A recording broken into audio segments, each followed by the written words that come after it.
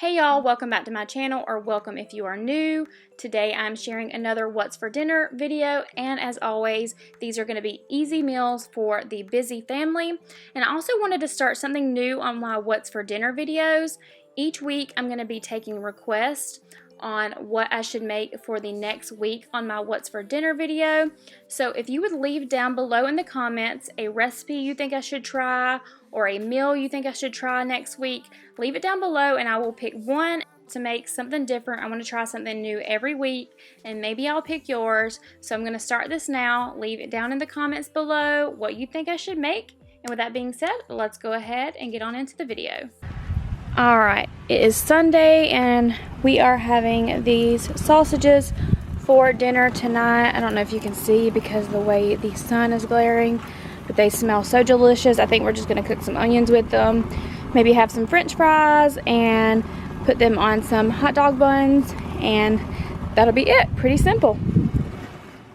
Alright, so tonight is Monday and we are having spaghetti for dinner. We've got 2 pounds of meat, pot-sized spaghetti noodles. These are amazing. Some flavored with meat spaghetti sauce, Texas toast, and I like to add onion powder, Mrs. Dash, and garlic powder into my mixture of meat and sauce. So this is super easy. This will probably be tomorrow's dinner too. It just depends on how much we get out of this, how much the girls eat. But spaghetti usually ends up being a next day leftover kind of night. So can't hate on that. Spaghetti is always better the next day. Who agrees with me? So now that my water's boiling, I'm gonna go ahead and pour in my noodles. And I'm just waiting on my hamburger meat to go ahead and brown all the way. All right, so I'm gonna go ahead and add in my sauce. And then I'm gonna add in garlic powder. I'm also gonna add in some Mrs. Dash. And then I'm also going to add in some onion powder. Then once I add all that in, I'm just going to mix it all together and put it back on low heat and let it all cook in. And since my noodles are almost done boiling, I'm going to go ahead and put in the garlic bread. It cooks for about 5 to 8 minutes. And we should be ready to go.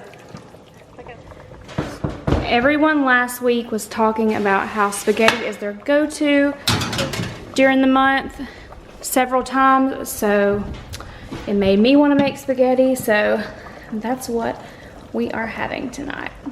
Okay, so I know this is going to be a grand debate, but I'm going to go ahead and add some salt and pepper to my noodles, and then I'm going to dump the meat inside here with the noodles. I know that is very controversial, I feel like, but my mom used to do it when I was younger, and then when I moved out, I did not do it, but we've recently been doing it a lot more lately, and the kids love it. I love it. It's so much easier, so that's what we're going to do. All right, and that is all I cooked tonight is the spaghetti, and I'm about to pull the garlic toast out of the oven. And the way we store the spaghetti when we're done is we'll just put the lid back on the pot and stick it in the fridge, because it's so much easier than putting it in a big container and having to wash it. I love it. But anyway, this is dinner tonight. So here's what's for dinner tonight. It is completely ready. The girls are going to be having leftover spaghetti, which they love, only because this is buffalo chicken pizza and it's a little too spicy for them, but time to eat. All right, so for dinner today, we are having cracked chicken. You're just going to need 2 large chicken breasts, some cheddar cheese. I use these bacon bits, ranch seasoning, and some cream cheese. And it's super simple. It only takes a few hours to cook. So normally I would use a slow cooker liner, but I'm not going to do that today just because I'm using my smaller crock pot. Hopefully it won't stick too bad. You're going to put both of your chicken breasts in like that on the bottom. After that, we're going to go ahead and add in our ranch seasoning on top of the 2 chicken breasts. Then you're going to go ahead and take your cream cheese, put it on top. add the lid back on and cook it on high for a couple hours.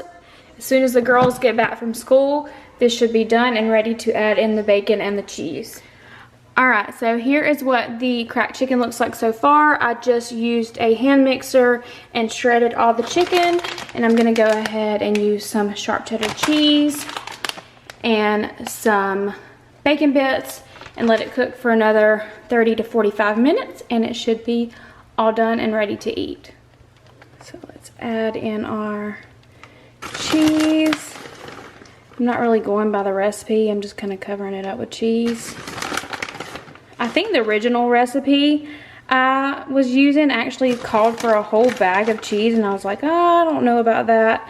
So I decided to just use, you know, whatever I thought looked right. And I'm actually going by Kristen Stepp's recipe. I'll actually leave her video linked down below. She does What's for Dinners as well. And I don't know, her recipe looked a lot better, so that's what I went with. Alright, so now I'm just going to sprinkle some bacon bits on the top. I don't like a whole lot of bacon. Well, I don't like a whole lot of bacon in mine, so that's all I'm going to add. And then I'm going to cook it for 30 to 45 more minutes and put it on some buns and see how it turns out. Alright, so here's what it looks like after you mix it all together and it's done. It kind of looks like chicken salad to me, but I'm about to put it on a hamburger bun and see how it tastes. Alright, so here is dinner. Here is, I guess you could call it, my cracked chicken slider with some potato chips on the side. I'm having salt and vinegar, and I cannot wait to try it. It looks so good and it smells so good too.